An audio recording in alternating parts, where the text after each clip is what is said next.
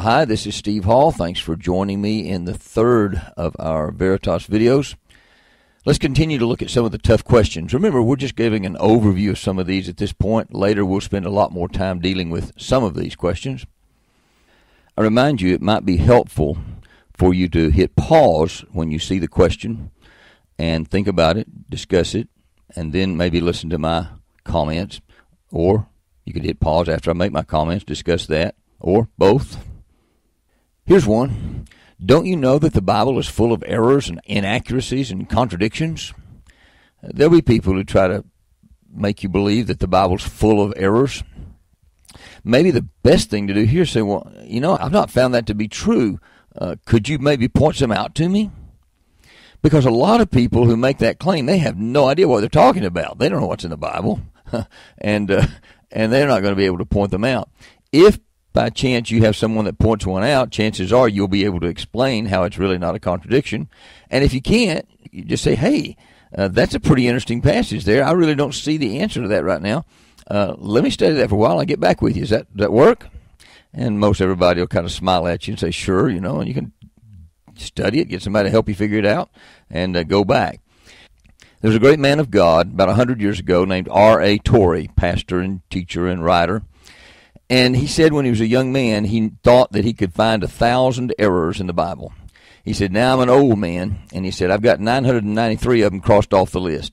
He said, there's still 7 of them on there that I don't really understand, but by this late time in my life, I'm convinced the problem is not with that book. The problem is with my head. I'm not quite seeing it all. So don't let that one cause you grief. Here's a question that's kind of related to the tolerance question we looked at in the last video. How can you be so arrogant and unkind as to tell someone else that what they believe is wrong? The attitude behind that question is that whatever you want to believe, it really doesn't make any difference. It's just kind of a personal preference thing. Choose what you want to believe, and therefore don't try to tell somebody else that what they believe could be wrong.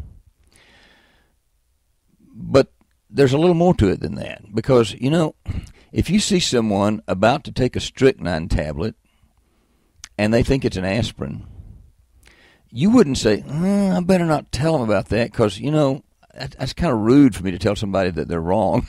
No, you'd be quick to say, whoa, don't do that, that's deadly.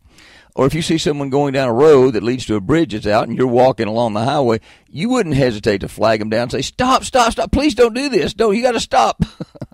We're not going to let somebody do something that's going to hurt them if we're able to stop them.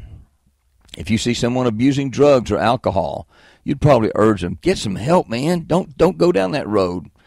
Anytime you see somebody making decisions that lead to bad consequences, it's not arrogant, it's not unkind to try to help them see more clearly. Here's another one. You realize, don't you, that all real scientists recognize that evolution is an unquestioned fact. One of the most common tactics of people who believe in evolution is to try to make people who don't accept evolution feel like they're fools and idiots and backwood hicks, ignorant nincompoops, because they don't accept evolution. But that's just a patently false statement. It's not true that all real scientists recognize evolution as an unquestioned fact. There are many outstanding and brilliant scientists who were previously evolutionists who've abandoned the theory. And we'll talk a lot about this when we get to the issues surrounding evolution and creation.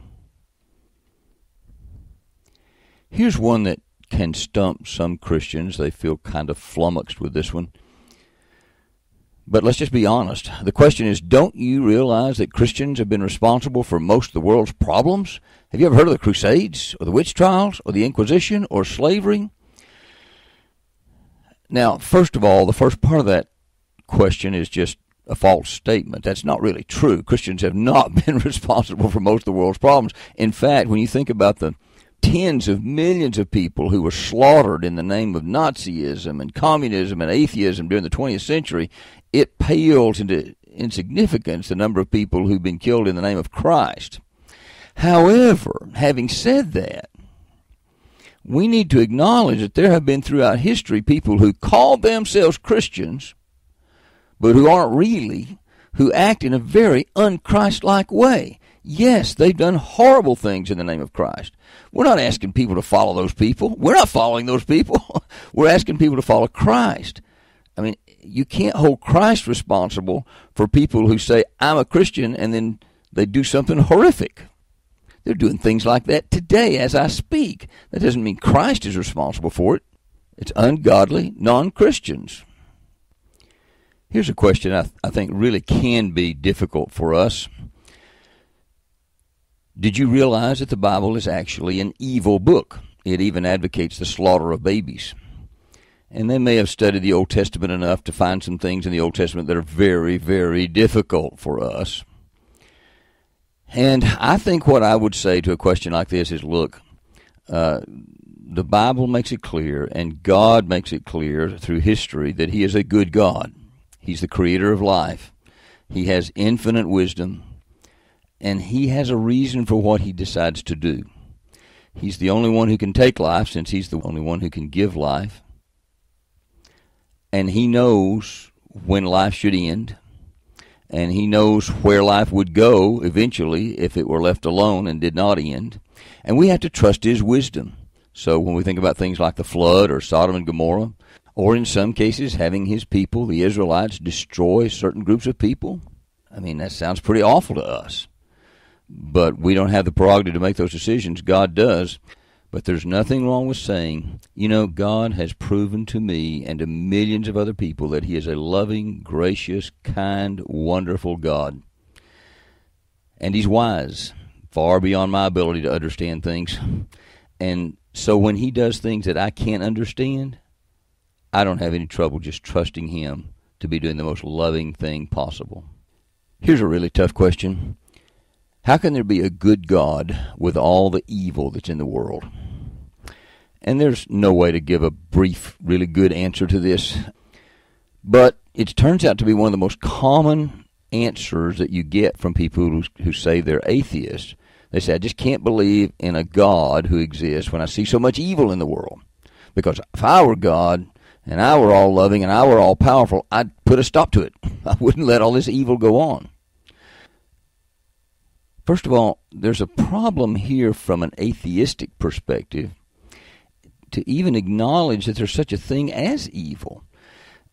And if you believe the universe is a huge cosmic accident and that life is just a huge cosmic accident, the result of trillions and trillions and trillions of random collisions of atoms over billions and billions of years, that somehow here we are, then it doesn't really make sense to talk about good and evil. I mean, things just happen to be.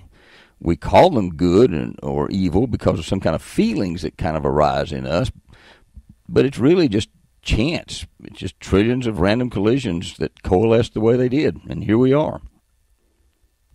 If there really is such a thing as evil, and I think almost everybody would acknowledge there is, then there must be something that's really good. If there's objective evil, there has to be objective good. And if there is something that's good out there, there has to be somebody out there who defines what good is.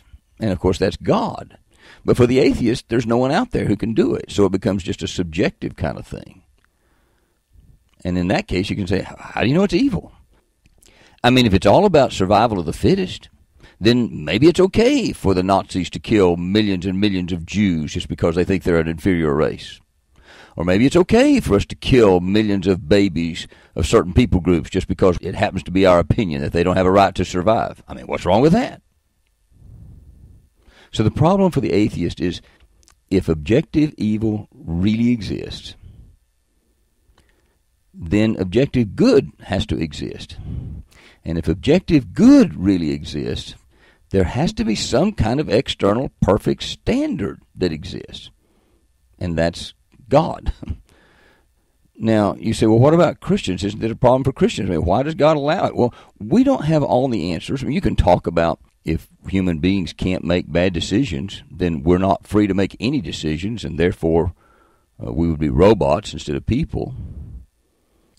We can also imagine that while we might not be able to understand some of the evils that we see around us, we can imagine an infinite God who might have a purpose in these things that's greater than our ability to understand.